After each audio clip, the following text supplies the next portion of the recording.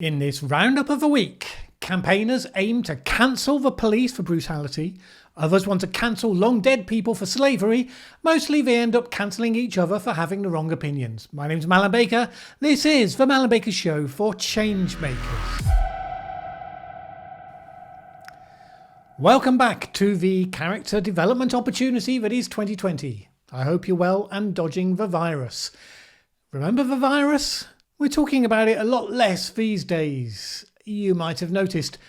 In the meantime, it's growing significantly in countries like Brazil and Mexico, India, Pakistan, Bangladesh, Russia, Chile, Peru.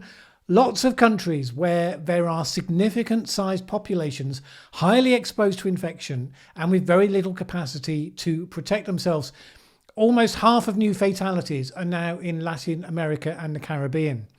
While cases in Africa are relatively low, things there are accelerating. According to the Times newspaper, it took 98 days to reach 100,000 cases, but just 18 days to reach 200,000. The president of Burundi seems likely to have become the first national leader to have died of COVID-19. Pierre Nkurunziza's death was described as heart attack, but it seems likely that that's a cover, reflecting the fact that he had played down the pandemic, suggesting that this was okay because he was selected by God to rule the nation. Calm as a bitch, it seems. Now, you're not hearing about any of that much right now. The fact that we only care about diseases when they're growing in our own country and not in overseas countries, that sort of thing would ordinarily prompt at least some marginal voices to ask if that lack of attention wasn't a bit, racist or something. But you'd have to join the back of a very long queue if you want to make that accusation right now. The key campaign message that has emerged from the Black Lives Matter protests in the UK has been the call to defund the police. In a statement, the Black Lives Matter campaign group said this: "We call for a national defunding of police. We demand investment in our communities and the resources to ensure black people not only survive, but thrive." And some have said that although the phrase is defund the police, we don't actually mean abolish the police. Dr. Eugene Gu said this, for instance, in response to a tweet by President Trump. "Nobody wants to actually defund and abolish the police. We want to reform and demilitarise the police. We want cities to use their budgets to direct mental health resources to the homeless and address problems of drug abuse with compassionate medical care rather than brute force." And some of the Democratic mayors have started to respond, basically exploring whether they can make the problem go away by making the best compromise they can between the gesture of defunding the police while still basically leaving the police functionally whole. Los Angeles Mayor Eric Garcetti decreased the LAPD budget by $150 million after thousands of protesters showed up at his home and at City Hall.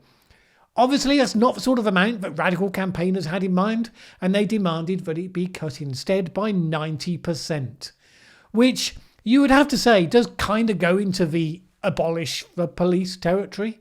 97% of most police budgets, according to Forbes, are police officer salaries. So a 90% cut means 90% fewer police for all the functions that the police have to deal with. And we've probably all seen the footage of Democrat Minneapolis Mayor JK Rowling being booed and told to leave by a crowd because he said that he didn't support the full abolition of the police. This is the problem with slogans that say things you didn't intend. In the context of a leaderless movement, people grab hold and run with them. In Seattle, for instance, Antifa protesters have occupied a 6-block precinct in Seattle, put up a fence and declared it to be the Capitol Hill Autonomous Zone, or CHAZ. There are signs when you go in declaring that you're now leaving the United States. The empty police station has been renamed the People Station. The group named 30 demands, one of which was fully abolish the Seattle police. Given that the Seattle police have done nothing so far to interfere in the operation, some might be wondering if they've already achieved that one by default. But with the Overton window being where it is, that demand was relatively modest. Other demands included things like abolishing imprisonment altogether. And needless to say, President Trump, who is eyeing his decline in the polls over the last couple of weeks, has been making hay with the weak Democratic mayors allowing lawlessness in their states. And with Democratic presidential candidate Joe Biden on the back foot with the radicals, because obviously he's not going to campaign for president on the basis of nationally defunding police forces. In the meantime, today we learned that Tacoma, Washington is going to give COVID-19 related rent relief, but only to citizens of colour. Let's just say that again. The pandemic that kills all sorts of people in Tacoma, whether you get assistance because of a disruption, is going to be available based on the colour of your skin. Didn't there used to be a word for that? Someone find me a dictionary. There must be a thing somewhere. While Black Lives Matter campaigners in the US were campaigning to defund the police, those in Britain were turning their attention to the evils of statues. Anti-racism protesters in Bristol tore down the statue of Edward Colston, a historical philanthropist and benefactor of the city of Bristol, on the grounds of his connection to the slave trade. While police watched and made no attempt to intervene, the campaigners brought down the statue, defaced it, and ultimately threw it into the harbour. This then led to the popular demand that other statues of people considered to be tainted by history should also be brought down. And this idea quickly caught on. The Canal and River Trust in London removed a statue of one Robert Milligan. The Mayor of London, Sadiq Khan, said that there would be a review of all monuments across London and those with links to slavery would all be taken down. And the idea went straight back across the pond in the other direction. In Virginia, the same ignominious end was delivered to a statue of Christopher Columbus and then Confederate President Jefferson Davis. Now, in principle, this sounds easy, doesn't it? After all, nobody wants to honour the truly dishonourable. But you're then immediately confronted with the impossible question of where you draw the line. Protesters in the last few days have defaced statues of Churchill, Queen Victoria, Gandhi, and even Abraham Lincoln.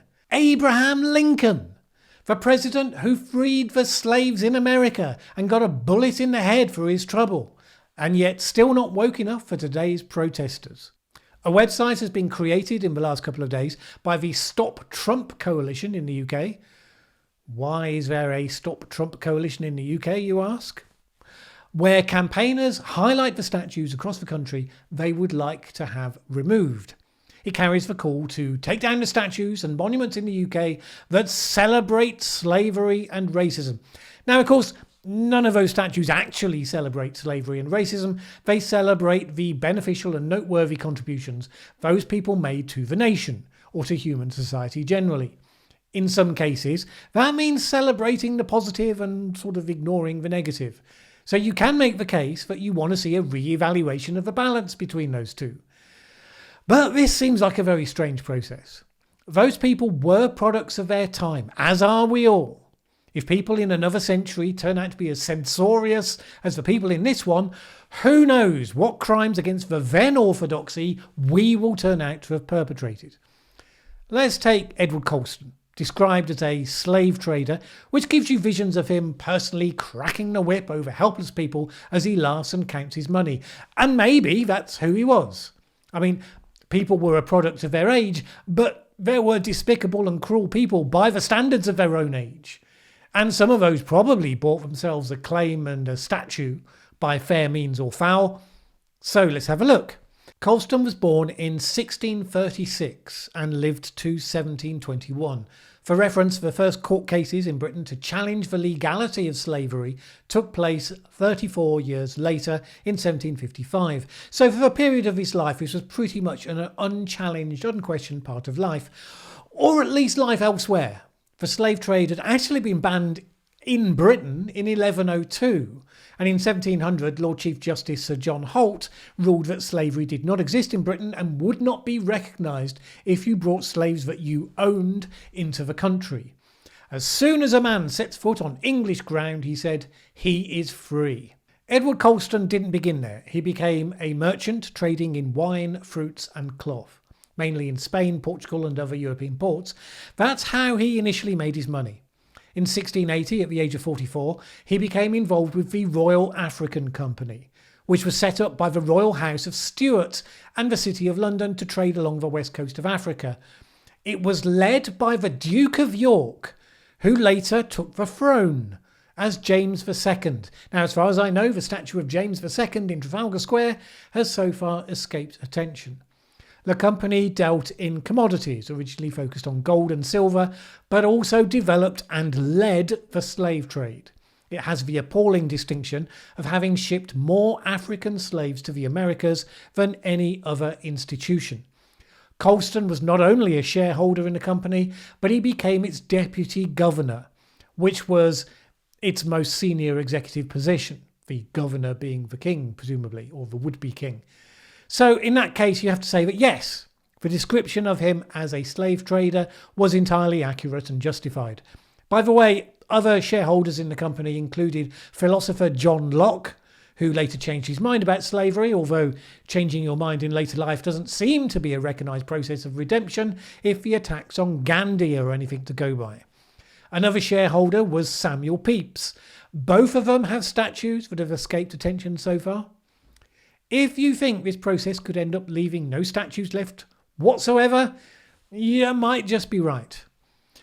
Now, Colston used his wealth to support and endow schools, hospitals, almshouses and churches in Bristol, London and elsewhere. And of course, it's those activities that meant the people of Bristol wanted to honour him.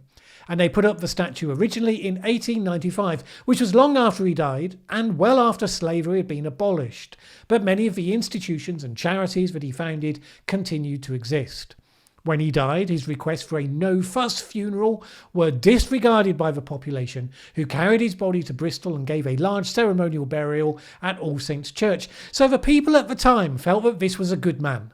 By the standards of the time, perhaps he was a good man, although since the slave trade was largely conducted out of the sight of the British people, maybe they only thought so because they didn't see for themselves what he had knowingly done.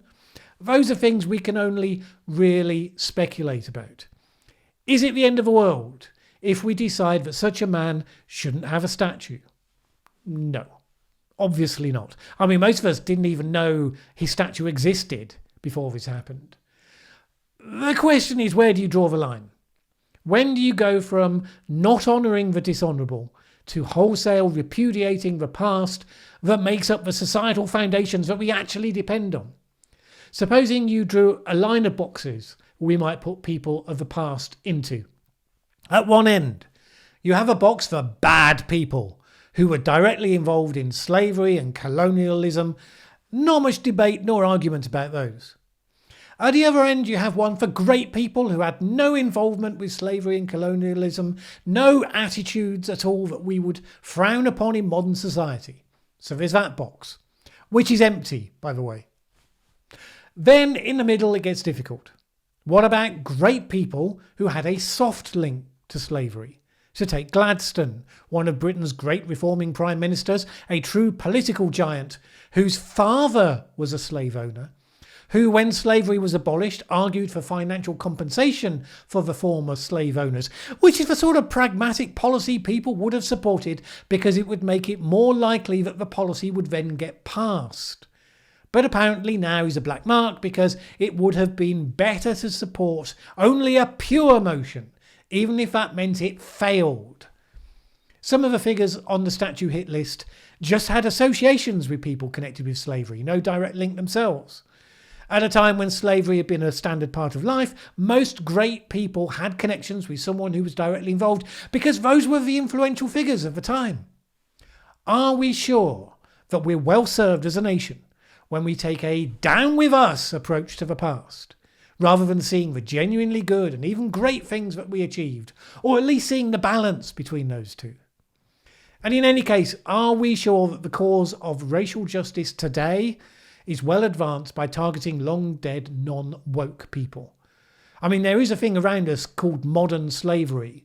If we were going to target something that was concrete, that was going to make lives better today, that might be a place to start. Still, the exciting news is that the new waves of cancelling people is not constrained to the remote figures of a distant past.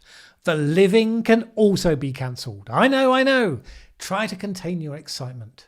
Grant Napier, an NBA announcer, was fired by his radio station and resigned as Sacramento Kings play-by-play announcer because he tweeted "All lives matter, every single one."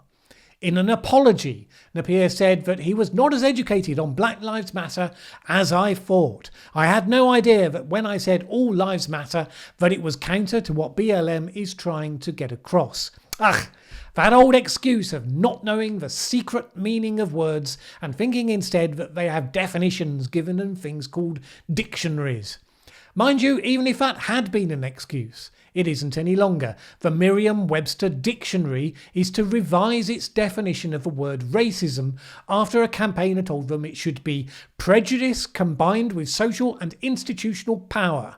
And they decided that they should comply with this demand. So in one fell swoop, it's now impossible to be racist against white people, according to that dictionary. Coming up next, we'll probably redefine George Orwell from having been a novelist to actually having been a prophet. None of which matters to Professor Gordon Klein of UCLA's Anderson School of Management.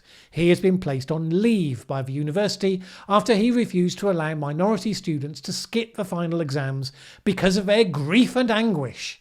He gave a relatively snarky response to an email request for him to do so, which ended with this: "One last thing strikes me. Remember that MLK, meaning Martin Luther King, famously said that people should not be evaluated based on the colour of their skin. Do you think that your request would run afoul of MLK's admonition? Possibly not, if you're using the Merriam-Webster dictionary." Anyway, that led to students launching an online petition for him to be fired. Something like 20,000 people have signed it. He should have followed the lead of Professor Tyrone Howard at UCLA, who gave more of the expected response. He waived his class final and instead assigned a one-page final paper asking students to talk about how they feel about what's going on in the nation right now. Although, come to think of it, might well be the last time they get the chance to do that without the risk of being fired. So fair enough. Ask Stu Peters, a radio presenter on the Isle of Man, who has been suspended and taken off the air for kicking back at a caller who accused him of white privilege after he was questioning why protesters should demonstrate against something that happened in America in the Isle of Man. Peters made the apparent error of suggesting that he'd had no more privilege in his life than the caller had, which might be the opener for a vigorous debate. Instead, it led the caller to hurl abuse and then hang up. Peters was sort of proved right, I suppose, because whatever privilege he had wasn't sufficient to save him from suspension. You'd think it might have been. Martin Shipton, the chief reporter of the Western Mail in the UK, was forced to step down as Wales Book of the Year judge after he complained that the Black Lives Matter protest in Cardiff broke the Welsh government's social distancing rules. He said he was subjected to a tirade on Twitter as a result, and he decided to defend himself robustly. Too robustly for the Wales Book of the Year people, apparently. Stan Wisnowski, executive director of the Philadelphia Inquirer, has resigned following an uproar over the headline "Buildings Matter Too," an article bemoaning property damage incurred during the rioting. Wisnowski had worked at the paper for 20 years and was editor when the paper won the 2012 Pulitzer Prize for public service for an in-depth investigation into violence within schools. And then, of course, most high profile of all was James Bennett, the New York Times editorial page editor. I mentioned last week about the civil war inside the New York Times over the opinion piece by Senator Tom Cotton that called for troops to be sent in as backup in states where the authorities might lose control. The old guard at the paper had defended the article on the basis of free speech, but within a couple of days had been reduced to abjectly apologising to a staff meeting and putting out a public statement that the article had not met the paper's standards. But as we've seen time and time again in such cases, that didn't make any difference, and so James Bennett went, and the paper said it would go for a period of change and learning. Senator Tom Cotton was not particularly impressed and said that the Times had caved into, quote, a mob of woke kids. The Poetry Foundation released a statement expressing solidarity with the black community, but it was considered inadequate, and 1,800 people called upon the president of the foundation to be fired, leading him to resign a day later. The food magazine Bon Appetit did an article on how, quote, food has always been political. That provoked a Twitter attack on the grounds that there were some black women who felt that they had not been well treated at the company. Editor-in-Chief Adam Rappaport was promptly gone. Dee Nguyen fired from MTV for not supporting Black Lives Matter, the organisation. Claudia Eller, editor-in-chief of Variety, put on leave after being criticised for not being respectful enough in the face of attacks. Alexander Katai fired from LA Galaxy for Instagram posts by his wife. Stockwell Day, former Canadian cabinet minister, lost 3 jobs because he compared bullying he suffered at school with discrimination faced by minorities. Viacom CBS employees are demanding that the company stop streaming a conservative talk channel because it carries a programme by Bill O'Reilly on the grounds that he has denied that the US suffers from systemic racism. Data analyst David Shaw was fired after tweeting a summary of a research paper that showed that race riots in 1968 led to Nixon's election. Even Nigel Farage has left his LBC radio show with immediate effect. He described Black Lives Matter as a far-left, Marxist organisation that wants to abolish the police and dismantle capitalism. And on and on and on it goes. There's still more. A veritable tsunami of cancellation and negation of free speech. Oh, and remove works of art that we don't approve of.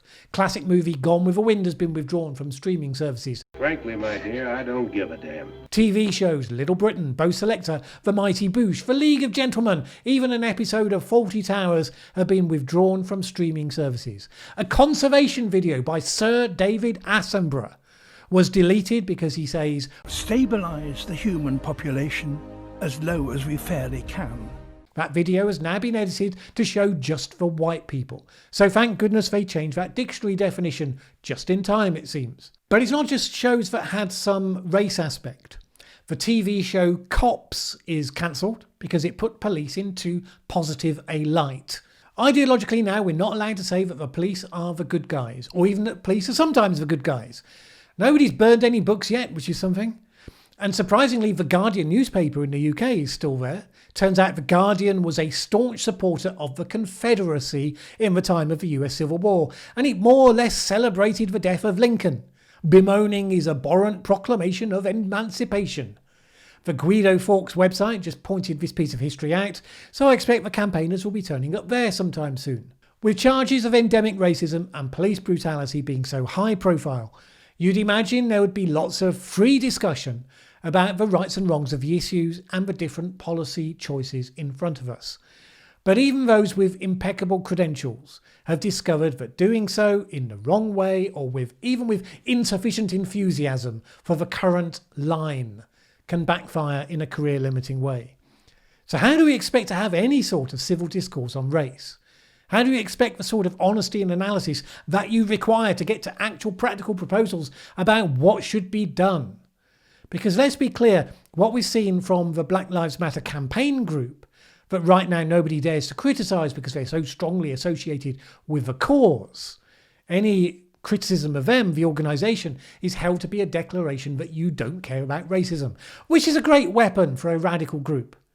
If I were to create a fascist organisation, as you do, obviously, I think I'd call it the Don't Shoot Puppies Party.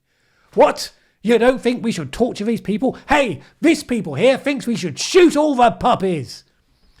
Now that's supposed to be stretching a principle to the absurd for comedic effect, but it's literally what's happening now. You have to support defunding and dismantling the police, tearing down statues, sacking people who you think are insufficiently on message, or else you're at danger of being called a racist. You could be signed up to every underlying principle behind Black Lives Matter, and most people who saw the video of George Floyd's death are, and come to the reasonable conclusion that it's a pretty poor list when it comes to actually making things better. And maybe you'd be wrong about that. That's what debate's for. What sort of orthodoxy is so self-evidently right that the best thing to do is to squash any discussion as to whether it might be wrong? We've seen those in history. They didn't end especially well. Speaking of people being cancelled in the absence of accountability, it's not only people mired in the difficult issue of race that are under fire. JK Rowling got into hot water this week when she responded satirically to some headline that referred to people who menstruate. She tweeted, "I'm sure there used to be a word for those people," she said. "Someone help me out. Wumban, wimpund, woomad." Can someone check the Merriam-Webster dictionary? I'm now starting to wonder what else might have changed. Of course, she had the Twitter mob after her like a shot. I mean, she knew that was going to happen because it happened before. She probably hadn't counted so much on getting the young former stars of the Harry Potter movies pitching in. Daniel Radcliffe, Harry Potter himself, who is a supporter of the Trevor Project, an LGBTQ-focused suicide prevention charity, wrote a piece on their blog. He responded with the now familiar refrain of "transgender women are women" and said any statement to the contrary erases the identity and dignity of transgender people and goes against all advice given by professional healthcare associations who have far more expertise on this subject matter than either Joe or I. Both Emma Watson and Rupert Grint, Radcliffe's co-stars, also pitched in their support. And that may well have been why JK Rowling then took the step of posting an essay on her own website where she talked about her reasons why she cared about the issue so much, particularly about how seriously she took the safeguarding of women and the importance of women-only spaces because of her early life, where she was in an abusive marriage and where later on she was also the victim of a serious sexual assault. She said this: "I'm mentioning these things now not in an attempt to garner sympathy, but out of solidarity with the huge numbers of women who have histories like mine, who have been slurred as bigots for having concerns around single-sex spaces." Now, of course, none of the Harry Potter stars are slurring anyone as bigots.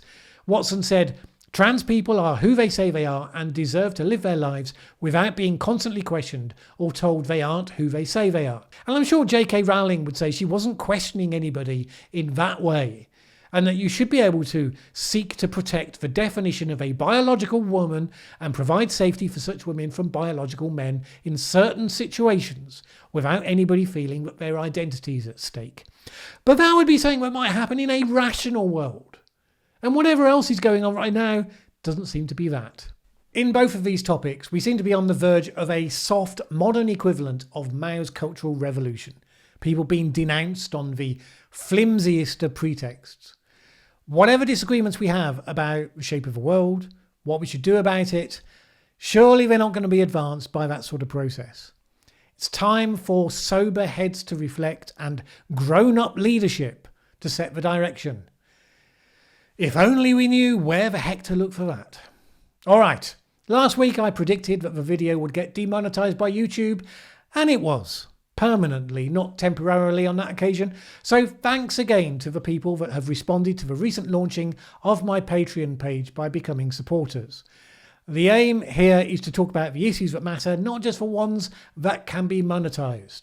So, if you want to support the independent, fact-focused and non-ideological content that this channel aims to provide, please consider adding your support. Either way, have a good week. My name is Mallen Baker. This is The Mallen Baker Show.